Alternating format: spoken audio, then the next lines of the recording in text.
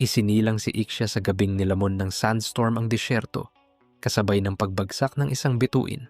Ipinanganak siya sa hanay ng Bad Soul, mga outlaw na namumuhay sa ilalim ng batas ng buhangin. Habang lumalaki, napansin nilang kakaiba si Ixia, mas mausisa ang isip kaysa sa iba.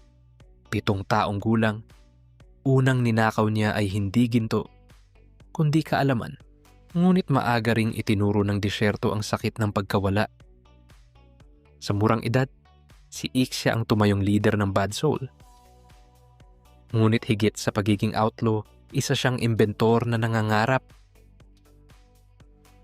Pangarap niyang makilala hindi bilang kriminal, kundi bilang inventor ng erodisyo. Sa Festival of Enlightenment, dinala niya ang imbensyong magbabago sana ng lahat. Ngunit sa halip na pagtanggap, panlilibak at paghamak ang kanyang natanggap.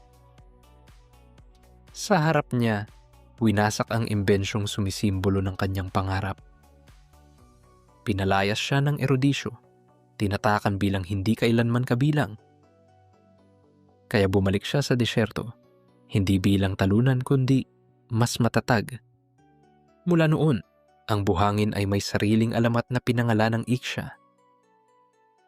Hindi siya tinanggap ng mundo, kaya siya mismo ang lumikha ng sarili niyang landas.